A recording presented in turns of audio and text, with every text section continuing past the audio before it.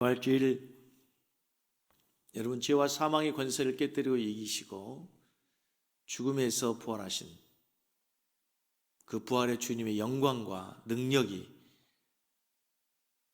고통을 당한 온 세계의 코로나 환자들, 그리고 우리의 조국, 우리 교회 성도들에게 함께하는 은혜가 있길 바랍니다. 사랑하는 성도 여러분, 여러분은 부활을 믿으십니까?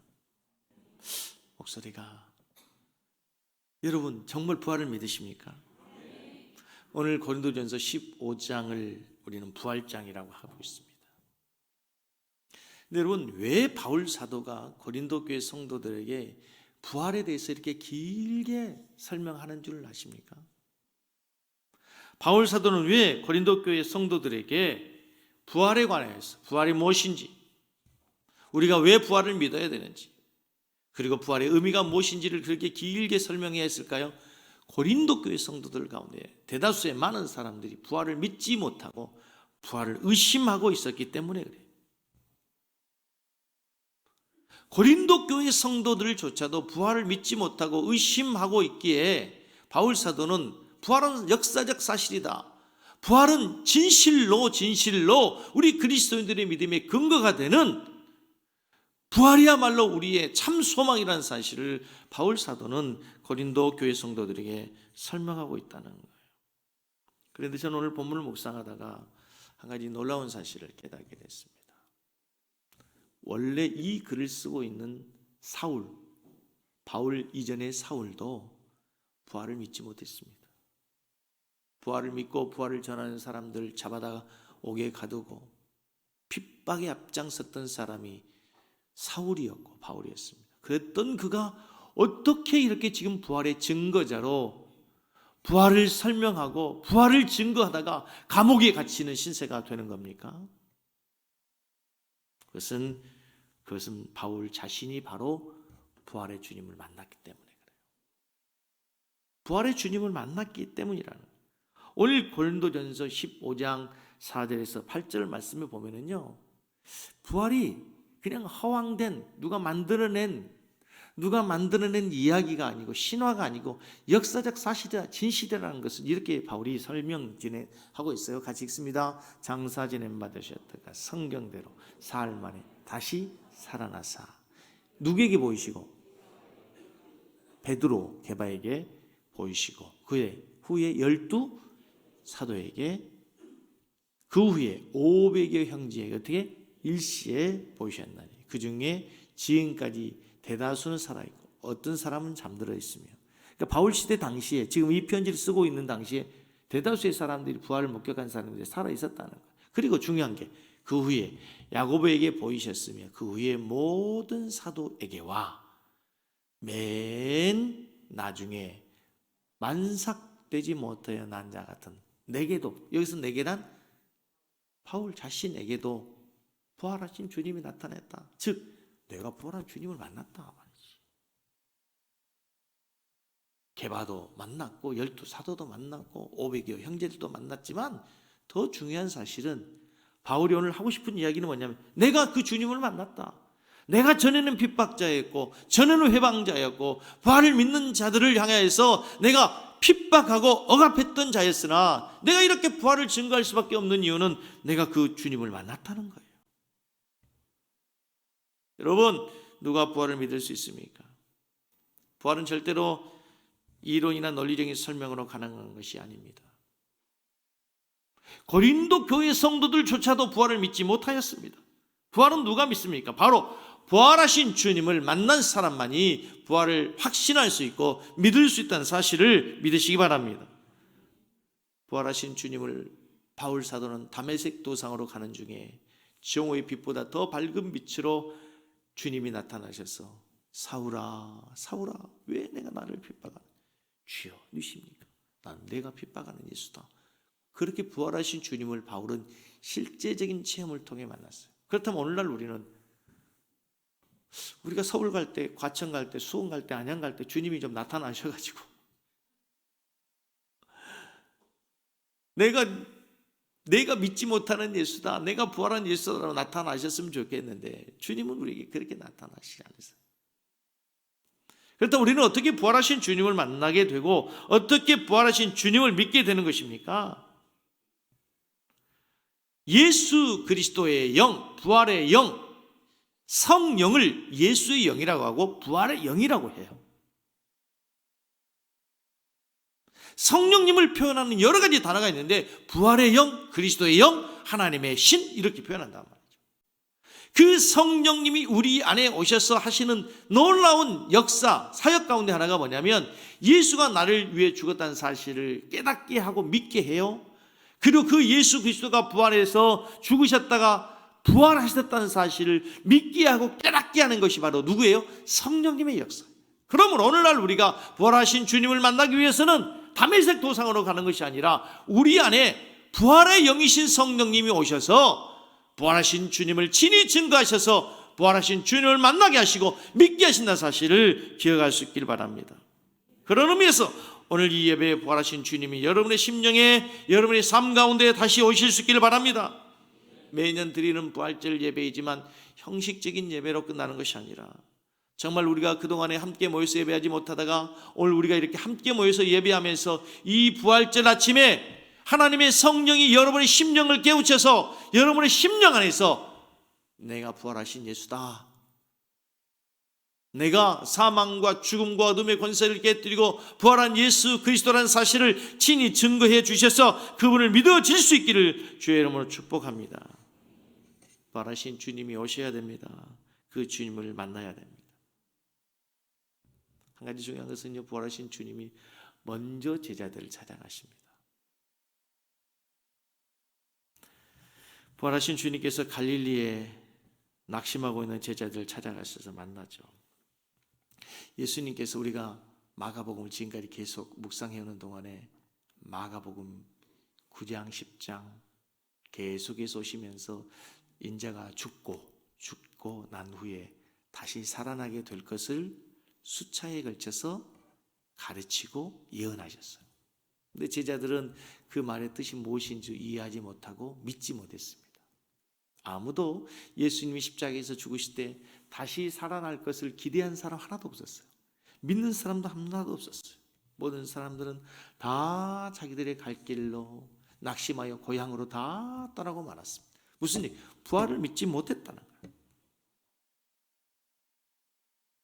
그러고 난 다음에 부활하신 주님이 제자들을 찾아가셔서 이제 제자들이 부활하신 주님을 만나고 그 사도들이 복음서를 기록해요. 마태, 마가, 누가, 요한복음을 기록하면서 부활하신 주님이 우리의 주님이라는 사실을 기록하고 있어요. 그런데 재미있는 사실은 복음서에서 마태, 마가, 누가, 요한에서 예수님의 부활 사건을 기록하면서 주님께서 부활하셨습니다 라고 부활이라고 하는 단어를 사용하는 복음서가 하나도 없어요.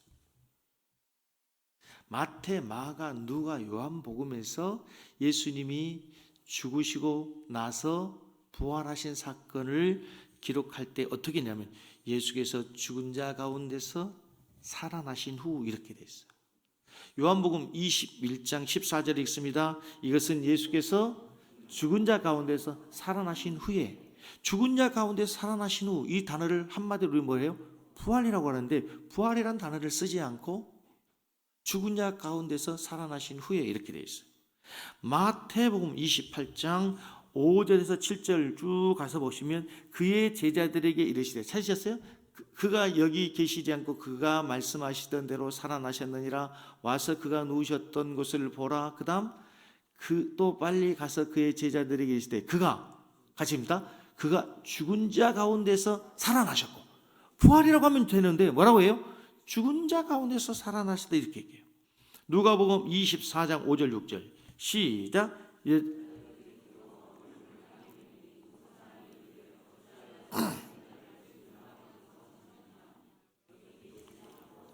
여기서도 죽은 자 가운데서 찾느냐, 여기 계시지 않고 죽은 자 가운데서 살아나셨다, 다 이렇게 표현한단 말이에요. 여기서 한 가지 우리가 생각해 볼 필요가, 제자들은 왜 부활이라고 하는 단어, 간단한 단어가 있는데 사복음서의 저자들은 부활이라는 단어를 사용하지 않았어요. 왜 부활이라는 단어를 사용하지 않고 이렇게 긴 단어, 긴 문장으로 사용했을까요? 당시에 헬라어에는 부활이라고 하는 단어가 없었을까요? 아닙니다. 부활이라고 하는 단어를 의미하는 헬라어는 아나스타시스라고 하는 단어가 부활이라는 뜻이에요. 그런데 사도들은 왜, 복음서의 저자들은 왜 사도 바울이 사용하고 있는 아나스타시스라고 하는 이 부활이라는 단어를 사용하지 않았을까요? 그리고 왜 죽은 자 가운데서 살아나신 것으로 풀어 설명했을까요? 2000년 전 헬라어를 사용할 당시의 시대적인 상황 속에서, 당시의 문화에서 부활이라고 하는 이 단어는 우리들이 지금 생각하고 있는 이 부활이라고 하는 개념과 보편적 인식이 달랐어요.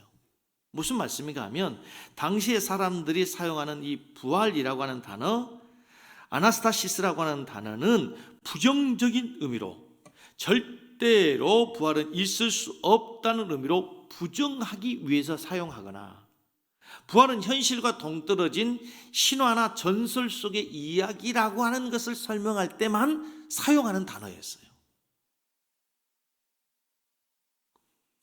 당시 사람들은 예수님의 부활을 새빨간 거짓말이나 허황된 전설 혹은 신화로 받아들일 것이 뻔했기 때문에 복음서의 저자들은 부활이라는 단어를 사용하지 않고 죽은 자 가운데서 살아나셨다라고 하는 단어로 설명하고 있는 거라는 거예요.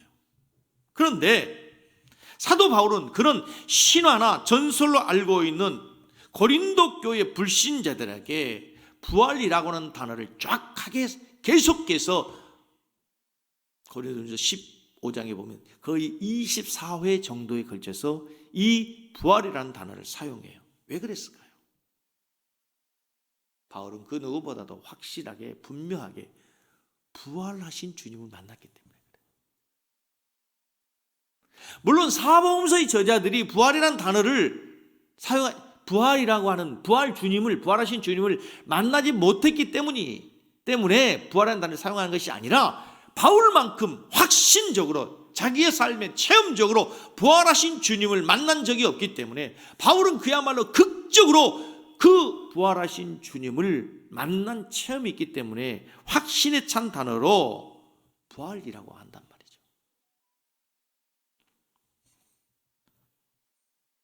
우리말로 부활이란 죽은 자가 다시 살아나는 거예요.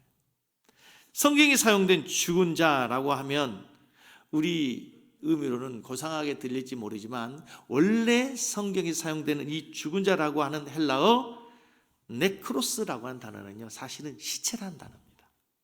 죽은 자 가운데서 살아난다, 이 단어는 원래 단어의 뜻은 뭐냐면 시체가 살아났다, 이렇게 돼야 돼요. 시체, 그야말로 끝남의 단어죠. 끝남을 상징하는 겁니다. 모든 것이 끝나버린 상태. 한 인간의 인생은 시체가 됨과 동시에 인생의 모든 것이 끝이 나고 막을 내립니다. 그래서 시체는 절망과 체념의 동의어예요. 시체다, 절망이다, 체념이다, 동일한 의미예요. 모든 것이 끝남을 의미하는 시체는 형체만 남아있을지 모르지만 이제 조금 있으면 그 형체마저도 소멸되어 버리고 부패해 버리게 되는 거예요. 그 어떤 희망이나 미래도 찾을 수 없는 단어가 시체라는 거예요. 예수님이 시신이 되었다는 것, 그것은 모든 것이 끝났다는 거예요. 모든 것이 이제 종결되었다는 거예요. 그런데 그 가운데서 살아나셨다는 거예요. 그분이 다시 살아나셨다고 하는 것은 그분이 모든 것의 끝남과 절망과 체험 속에서 다시 우리에게 새로운 희망을 줄 수 있고, 소망을 줄 수 있고, 새로운 시작을 주실 수 있는 능력의 주님이라는 사실을 이 부활절의 의미로 깨달을 수 있기를 주의 이름으로 축복합니다. 그렇습니다.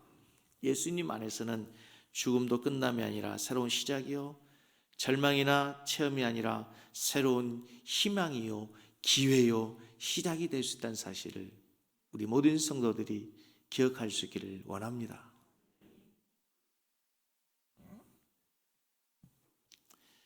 여러분, 예수님께서 죽으시고 다시 살아나셨다고 하는 사실이 얼마나 중요한지 우리는 조금 전 예배 시작에 사도신경에도 그렇게 고백했습니다.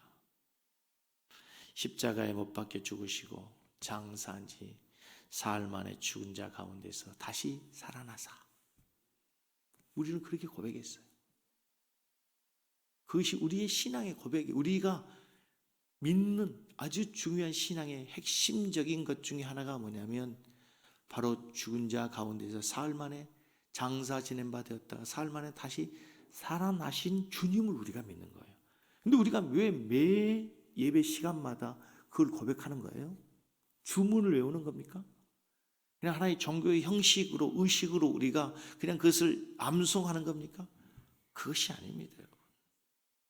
우리가 예배 드릴 때마다 사도신경을 통해 예수님의 시신이셨던 예수님께서 다시 살아나셨음을 고백하고 있다고 하는 것은 우리가 어떠한 절망에서도, 어떠한 희망이 없는 절벽과 같은 상황에서도 우리는 그 하나님을 믿기 때문에 희망을 가질 수 있다는 거예요. 아멘? 우리는 그걸 고백하는 거예요. 그것이 우리의 신앙의 고백의 핵심이에요, 핵심. 그래서 우리의 이 신앙의 핵심인 부활을 믿지 않고는 여러분 우리가 진정한 믿음의 사람이 될 수가 없어요.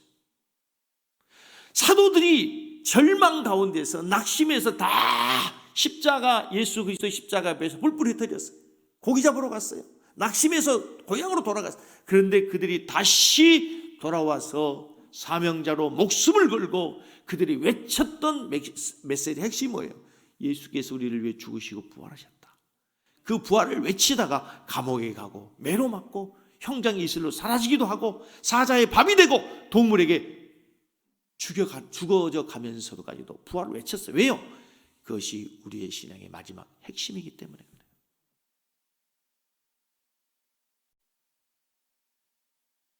사랑하는 성도 여러분, 이 부활절 아침에 지금 우리의 시대적인 상황이 여러 가지 절망적이고 어려운 상황이지만 희망을 갖고 하나님을 기대할 수 있는 시간이 되기를 원합니다.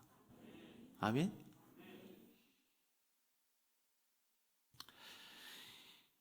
많은 사람들이 코로나 때문에라고 얘기합니다. 코로나 때문에. 그런데요, 더 생각해 보면요, 역사를 지나고 보면요, 아마 코로나 덕분에, 코로나 때문이 아니라 코로나 덕분에 우리에게 주어진 하나님의 어떤 메시지가 있을 거예요.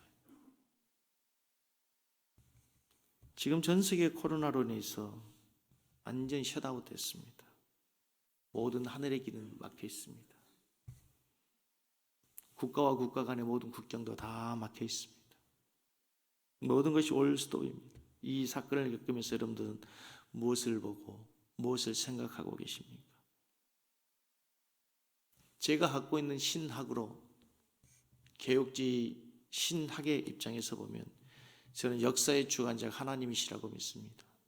성경 말씀에 하늘을 나는 공중에 새 한 마리 떨어지는 것도 하나님의 섭리 가운데 있고, 들에 피는 백합화도 하나님께서 다 먹이시고 입히시고 다스림 속에 있는데, 이 전 세계 이 수만 명 수천 명이 죽어가는 이 상황 속에 우연이라는 것은 없습니다. 우리 개혁주의 신앙에서는 분명히 하나님의 뜻이 있고 하나님의 섭리가 있다고 우리는 믿는 것입니다. 신종 코로나 바이러스로 인해서 우리가 예배당 예배드리지 못하게 되면서 얼마나 많은 사람이 처음에는 가슴 아파하고 통곡했는지 모릅니다. 역사적으로 아무리 어려운 시대에 정변이 일어나고 전쟁이 일어난 가운데서도 예배를 드리지 못한 적이 없었고 예배가 끊어진 적이 없었고, 이게 무슨 일이냐, 이래도 과연 되느냐라고 우리가 얼마나 많이 회의했는지 모릅니다. 그런데 여러분, 초대교회 역사를 한번 보십시오. 초대 예루살렘 교회가 엄청난 핍박과 박해가 있었습니다. 그래서 그들은 박해 때문에 고향을 떠나야 했습니다. 고향을 떠난다고 하는 것이 지금처럼 우리가 저기 전라도 광주에서 서울로 이사오고 저기 부산에서 서울로 이사오는 그런 이사의 개념이 아닙니다. 고향을 떠났다고 하는 것, 가족을 떠났다는 것은 삶의 모든 것을 포기하고 떠났다는 거예요. 그들은 핍박 때문에 여기저기 흩어졌습니다. 그런데 그들이 핍박 때문에 흩어져서 뭘 했냐면 가는 곳에서 또 흩어진 곳에서 디아스포라들이 되어서 복음을 전했는데 그것으로 뭐가 세워져요? 교회가 세워집니다. 여러분 잘 아는 계시록에는 소아시아 7교회, 고린도 교회, 빌립보 교회, 그렇죠? 안디옥 교회, 이 모든 교회들이 다 이방인 지역에 세워진 교회들입니다. 에베소 교회, 서머나 교회. 예루살렘 교회에서는 분명히 핍박 때문에 해요. 핍박 때문에가 아니라 핍박으로 인해서, 핍박 때문에가 아니라 핍박으로 인하여서 오히려 그곳에 핍박 덕분에 교회가 세워지게 됐어요. 지나고 보니까 그게 하나님의 섭리 역사였던 것처럼 저는 이번 코로나 사건에서도 분명히 시간이 지나고 보면요, 하나님께서 행하신 역사의 결과물이 분명히 있을 거라고 믿습니다. 당장은 코로나 때문에 우리 기독교적 입장에서 보면요, 교회적 입장에서 보면은 그동안 한국교회의 가장 커다란 골칫거리는 신천지였습니다. 그래서 여러분 아마 교회들마다 다 들어간 입구에 신천지 아웃을 써 붙여놓고 우리 교회도 그걸 붙여놨었어요. 한국 교회를 공격하고. 그러나 세상의 사람들은 신천지가 똑같은 교회로만 알고 있었어요. 근데 이번 사건을 통해서 완전한 신천지의 실체가 드러났어요. 그들은 비상식적이고 비논리적이고 교주의 정말 품격 없는 표현 좀 정말 어처구니 없는 그 교주의 말에 무조건 복종하고 상식이 통하지 않는 사이비 집단이라는 것이 명명백백하게 세계에 드러나게 된 거예요. 이번 기회에 서울시에서는 신천지 설립 법인을 취소 결정을 내린과 동시에 신천지 포교 활동을 위해서 위장 국제교류 법인으로 등록한 HWPL 하늘문화세계 평화 광복 법인에 대한 취소를 결정했어요.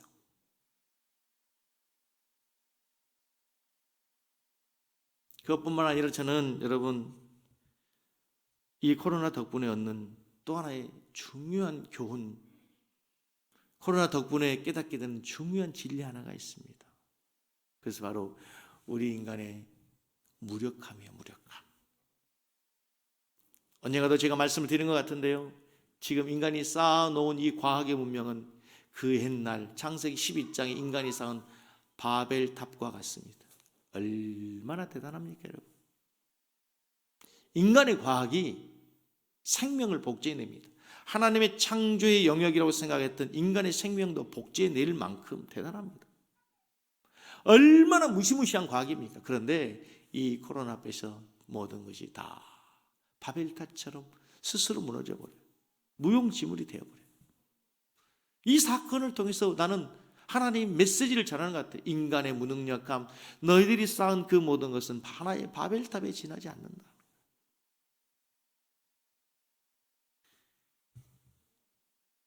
하나님 앞에서 인간의 겸손함을 다시 한번 배우게 되는 기회가 되는 것 같아요. 세 번째요, 이번 코로나 사건 덕분에 저는 함께 예배 드리지 못하는 것이 참 너무너무 가슴 아팠지만 그럼에도 불구하고 코로나 덕분에 우리는 내가 진짜 신앙인인지 아닌지를 구분해낼 수 있는 기회가 된 거예요. 코로나 덕분에 참신앙과 가짜 거짓신앙이 구별되는 기회가 됐어요. 내가 예배당에 가지 못하지만 내가 정말 이런 교회의 하나님의 말씀 속에서, 기도 속에서 내가 하나님과 친밀한 교제를 하면서 나는 정말 어떠한 상황에서도 하나님과 교제할 수 있는 거예요.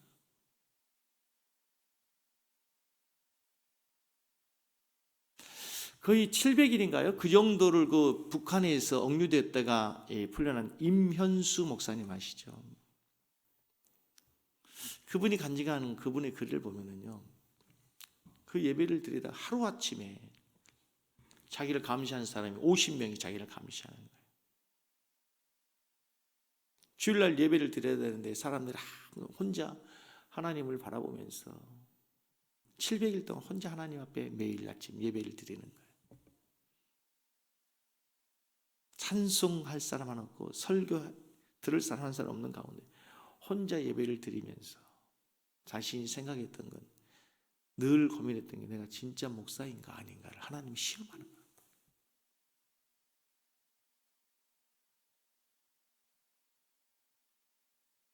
여러분, 죄송한 얘기지만요, 극단적인 얘기가 될지 모르지만 언젠가 우리가 예배당에 오고 싶어도, 이번에는 오고 싶어도 우리가 오지 말라고 해서 못 왔는데 진짜 오고 싶어도 오지 못한 상황이 올 수가 있어요. 여러 가지 형편으로 인해서.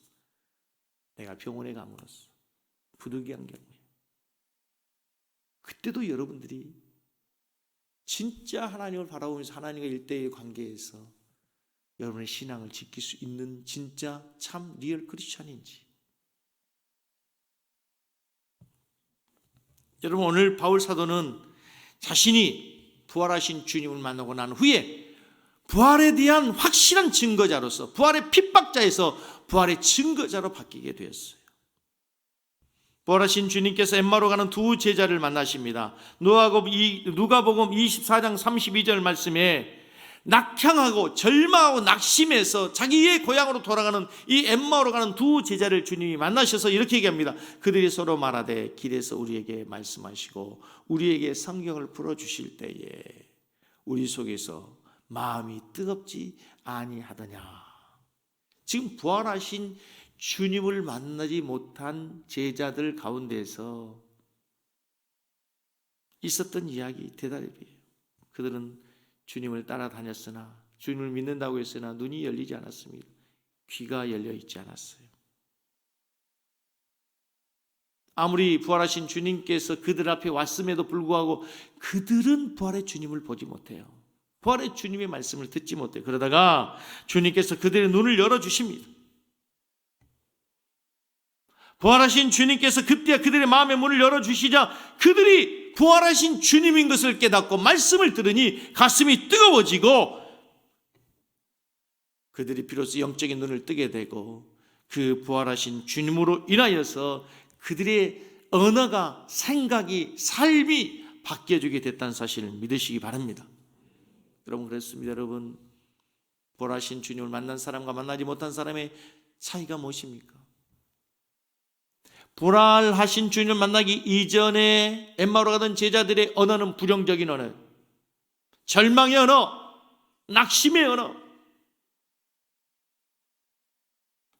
실망과 좌절의 언어예요.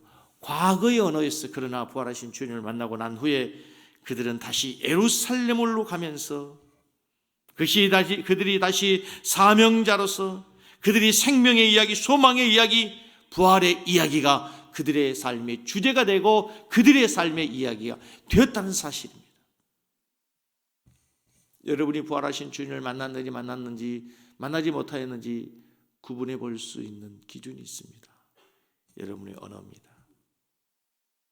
이 코로나 사태의 가운데서도 나는 과거를 이야기하고 있고, 나는 절망과 낙심과 좌절을 지금도 이야기하고 있다면 우리 안에 부활하신 주님이 없는 거예요.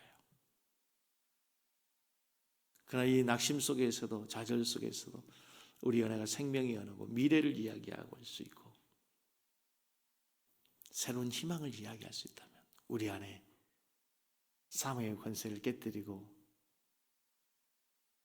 다시 살아나신 예수 그리스도가 우리 안에 함께하고 있다는 사실의 증거인 줄로 믿습니다. 하나님의 말씀을 맺습니다. 데살로니가전서 4장 15절에서 18절 말씀에 우리가 한번 이렇게 읽어보겠습니다. 우리가 주의 말씀으로 너에게 이것을 말하노니 주께서 강림하실 때까지 우리 살아남아 있는 자도 자는 자들보다 결코 앞서지 못하리라.